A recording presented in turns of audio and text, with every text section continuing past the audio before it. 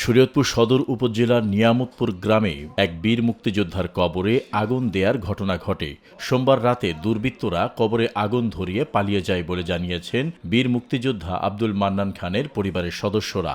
এ ঘটনায় ক্ষোভ বিরাজ করছে ওই মুক্তিযোদ্ধা পরিবার ও স্থানীয়দের মাঝে। কারা দিছে, রাতে দিছে আমি তো জানি না। আমার আব্বা একজন মুক্তিযোদ্ধা, আমার বাবা আমার এলাকার এবং আমার গর্ব, আমার শক্তি। কিন্তু রাত্রে কয়টা বাজে আগুন দিছে জানি না। আমরা ঘুম থেকে 7টা বাজে উঠছি, ওইটা দেখি আগুনে ছাই পড়ে রয়েছে। কেন দিছে, কি উদ্দেশ্যে দিছে আমরা তো আর জানি না। কিন্তু আমরা চাই একটা ঘৃণ্য মনের মানুষ না হইলে কি একটা মানুষের 15 বছর আগে মারা গেছে আর কবরে আগুন দেয়? স্যার, আমরা চাই আমরা এগুলি সবাই মিডিয়ার মাধ্যমে জানাই দেন, সবাই জানুক যে মানুষ কত খারাপ হইলে একটা মৃত মানুষের কবরে আগুন দেয়। স্থানীয় ও পরিবারের লোকজনের সাথে কথা বলে জানা যায়, শরীয়তপুর সদর উপজেলার আঙ্গারিয়া ইউনিয়নের নিয়ামতপুর গ্রামের বাসিন্দা আব্দুল মান্নান খান 1971 সালে মহান মুক্তিযুদ্ধে অংশ নিয়ে পাকিস্তানি হায়নার বাহিনীর বিরুদ্ধে যুদ্ধ করেন। 2010 সালের 8 জানুয়ারি তিনি মারা যান। পরিবারের সদস্যরা বাড়ির বসতঘরের পাশে তাকে কবর দেন। গতকাল রাতের আঁধারে দুর্বৃত্তরা ওই কবরের ওপর কিছু কাঠ রেখে আগুন ধরিয়ে দেয়। উপলক্ষে এই যে কবরের উপর আগুন দেওয়া হয়েছে, যারাই আগুন দিছে তাদের কঠিনত বিচার হওয়া উচিত, এটা মনে করি। কারণ এটাকে স্বাধীনতা অপমাননা করা। কারণ এটা তারা স্বাধীনতা মানে না, যে স্বাধীনতা দিবস, সে মুক্তিযোদ্ধা ছিল, তার কাছে এটা তার কবরে আগুন দেওয়া, তার এটা কঠিন তাদের শাস্তি হওয়া উচিত। যে মৃত ব্যক্তি যার কবর, তিনি আমার দাদা হয় সম্পর্কে, আমার বাড়ির লোক। তো মুক্তিযুদ্ধ আমরা কখনো দেখিনি, যা বইতে পড়ছে আর ইতিহাসে যেটা জানা আছে। আজকে আমাদের বিজয় দিবস, মহান বিজয় দিবস 16 ডিসেম্বর। তো গতকালকে দিবারাতে 2টা থেকে 2:30টার দিকে মনে হয় এই ঘটনাটা ঘটিয়েছে। যারা এই ঘটাক, তারা হয়তো আমাদের এই স্বাধীনতার চেতনাকে তারা নষ্ট করতে চাচ্ছে, বা আমাদের এই মহান বিজয় দিবসটাকে তারা সম্মানহানি করার জন্য এই কাজটা করছে। আর যারা মুক্তিযোদ্ধা যারা অংশগ্রহণ করছে, যারা শহীদ হয়েছে, তাদেরকে অবমাননা করা হচ্ছে। এখানে রাজাকারদের কথা যেটা আমরা বইতে পুস্তকে পড়ছি, কখনো দেখিনি। তাদের কথাও আমরা শুনেছি, কিন্তু কখনো তাদের আচার আচরণ বা অ্যাক্টিভিটিস কখনো দেখিনি। আজকে যেই ঘটনা দেখলাম এখানে, যে অগ্নিকাণ্ডটা ঘটেছে তার মৃত ব্যক্তির কবরে, যিনি এখন এখানে শুয়ে প্রায় বিগত 15 বছর আগে তিনি মৃত্যুবরণ করেছে। তো তার সাথে তাদের কি কোন্দল থাকতে পারে, বা এটা আপনারা ভালো বুঝতে পারেন। বিগত যে 16 বছরের যে শাসনামল ছিল, যেটা আমরা শাসনামল দেখেছি, কখনো মুক্তিযোদ্ধা বা স্বাধীনতার চেতনাকে অক্ষুণ্ণ করার জন্য কখনো কিছু করে দেখিনি। কিন্তু এই যে তথাকথিত 24-এর অভ্যুত্থানের পর, যেটা আমরা সবাই এখন স্বাধীনতা হিসেবে দেখতেছি, বা এখানে অনেক মানুষ শহীদ হয়েছে, তারাকে বলা হয়েছিল যে এখানে মানুষের বাক স্বাধীনতা থাকবে বা স্বাধীনতার মান সম্মানকে তারা অক্ষুণ্ণ করে রাখবে। তো সেটা এখন কোথায় আছে? মানে আমি জনসাধারণের কাছে এটা উৎখাত করতে চাচ্ছি যে আজকে যে আমাদের এই মহান মুক্তিযোদ্ধা, যিনি আমাদের অনুপ্রেরণা, যারা আমাদের এই ভাষাকে কেড়ে নিয়ে দিয়েছে ওই পাক হানাদার বাহিনীর থেকে, তাদেরকে এভাবে মান সম্মান হানি করার জন্য, সে একটু মৃত ব্যক্তি, তার এখন দুনিয়ার সাথে তার কোনো লেনা দেনা নাই। আগে কি করেছে সেটা আমরা সবাই জানি, সে একজন মহান মুক্তিযোদ্ধা। তো সেক্ষেত্রে আজকে এই দিনটা তাদের বেছে নেওয়া হলো, যে আজকে আগুন দেওয়া হলো তার এই কবরে। বীর মুক্তিযোদ্ধা আব্দুল মান্নানের 2 ছেলে 2 মেয়ে, স্ত্রী মাহফুজা বেগম 1 ছেলে ও 1 মেয়ে নিয়ে নিয়ামতপুর গ্রামে বসবাস করেন। প্রতিদিন সকালে ঘুম থেকে উঠে মাহফুজা স্বামীর কবরের পাশে যান। আজ সকালে তিনি কবরের পাশে গেলে কবরের ওপর আগুনের চিহ্ন দেখতে পেয়ে চিৎকার করে পরিবারের অন্য সদস্যদের ডাকেন। 16 বছর আগে আমার স্বামী মারা গেছে। কেরা দিছে, কেরা কি করছে আমরা কিছু জানি। এর লগে কারো কাছে লগে দ্বন্দ্ব নাই, আমাকে লগেও নাই। কিন্তু এই 16 ডিসেম্বরে কেন হেরা এই কবর আস্তানে এর কবরের উপরে আগুন দিল, এটা আমাকে জানার বিষয়। আপনারা তদন্ত করিয়া এটা একটা সুষ্ঠু বিচার করবেন, এলো কথা। বীর মুক্তিযোদ্ধা আব্দুল মান্নান খানের স্ত্রী মাহফুজা বেগম বলেন, আমার স্বামীর জন্য পুরো পরিবার ও গ্রামের মানুষ গর্বিত। তার কবরে এমন অবমাননাকর ঘটনা আমরা মানতে পারছি না।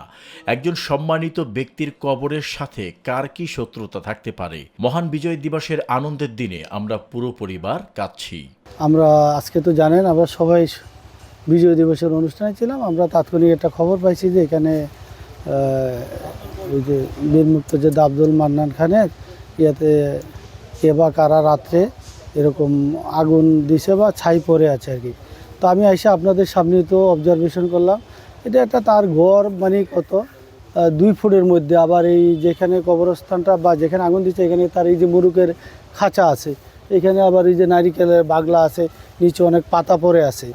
তো এটা আসলে কবর বলতে তো উত্তর দক্ষিণে হয়, এটা কিন্তু পূর্ব পশ্চিমে কে বা কারা মনে হয় যে আগুনের মতো একটা কিছু পুরো পাতাগুলোর মধ্যে একটা ফালাইছে বা দিতে পারে আর কি, আমাদের ধারণা। তার যে বীর মুক্তিযোদ্ধা মহোদয় এখন থেকে প্রায় 15 বছর আগে মারা গেছে। এখানে যে ওনার মানে কবর এখানে আছে এরকম চিহ্ন নাই। তো আমি ওনার ফ্যামিলির সাথে কথা বলছি, তারা বলছে আমাদের কোনো শত্রু নাই বা নাই, কেউ দিতেও পারে না, ওনারও কোনো শত্রু নাই। তো এটা কোথায় থেকে কিভাবে এই জায়গাটার মধ্যে এই ছাইগুলো আসলো বা আগুনের হইলো, এটা আমরা ওনাদের সাথে আলোচনা করে আপনাদের সহযোগিতায় ইনভেস্টিগেশন করে দেখি, যদি তারা কোনো অভিযোগ দেয় বা কারো সন্দেহ করে আমরা আইনগত ব্যবস্থা নেব। শরীয়তপুর সদর উপজেলা নির্বাহী কর্মকর্তা ইলোরা ইয়াসমিন বলেন, একজন বীর মুক্তিযোদ্ধার কবরে আগুন দেওয়ার তথ্য তার মেয়ে আমাকে জানিয়েছেন। ঘটনার বিস্তারিত এসি ল্যান্ডকে পাঠিয়েছিলাম, অধিকতর তদন্ত করে আইনগত ব্যবস্থা নেওয়া হবে। শরীয়তপুর জেলা মুক্তিযোদ্ধা কমান্ডো কাউন্সিলের আহ্বায়ক কমিটির সদস্য সচিব আব্দুর রাজ্জাক বলেন, মুক্তিযোদ্ধার কবরে আগুন দেওয়া হয়েছে এমন ঘটনা উদ্বেগ ও উৎকণ্ঠার। এ ঘটনার তদন্তপূর্বক আইনগত ব্যবস্থা গ্রহণ করা হবে। আজকে 16ই ডিসেম্বর বিজয় দিবসের যখন রাষ্ট্রীয় প্রোগ্রাম চলে তখন সকালবেলা একটি আননোন নাম্বার থেকে ফোন আসে আমার কাছে, এবং এই ফোনটি ছিল সেই বীর মুক্তিযোদ্ধার, যার কবরে আগুন দেওয়া হয়েছে বলে প্রাথমিকভাবে একটি অভিযোগ আসে। তার কন্যা আমার কাছে এই অভিযোগটি করে, পরবর্তীতে তার সাথে আরও যোগাযোগ করে এবং ডিসি স্যারকে এই বিষয়টি তাৎক্ষণিকভাবে জানাই, এবং ডিসি স্যারের নির্দেশক্রমে সেখানে এসিলেন্ট ঘটনাস্থলে যায়। এবং বিষয়টি আমাদের যেহেতু পরবর্তীতে আজকে বীর মুক্তিযোদ্ধাদের সংবর্ধনা অনুষ্ঠানটি ছিল, এই সময়েও সবাই অবগত হন। DC sir, police super sir সহ যারা উপস্থিত ছিলেন এই প্রোগ্রামে সবাই অবগত হন। তাৎক্ষণিকভাবে আমাদের পক্ষ থেকে এসিলেন্টকে ঘটনাস্থলে পাঠানো হলে তার কাছে এটুকু জানা যায় যে সেখানে ছাই পড়ে থাকতে দেখা যায় কবরের উপরে, কিন্তু কবরের কোনো বিকৃতি কিংবা কোনো খনন বা স্ট্রাকচারাল কোনো চেঞ্জ বা কোনো ক্ষতির কোনো কিছু পরিলক্ষিত হয়নি। এছাড়াও আমরা এর চেয়ে বেশি আসলে এখন আর কিছু বলতে পারছি না। আমরা পরবর্তীতে এটার সত্যতা পুনরায় অধিকতর যাচাই সাপেক্ষে আমরা এটার ব্যবস্থা গ্রহণ করব। পালং মডেল থানার ওসি শাহে আলম জানান, তারা ঘটনাস্থলে গিয়ে তদন্ত করে আইনানুগ ব্যবস্থা গ্রহণ করবেন। নিরপেক্ষ, সত্য প্রকাশে আপোষহীন।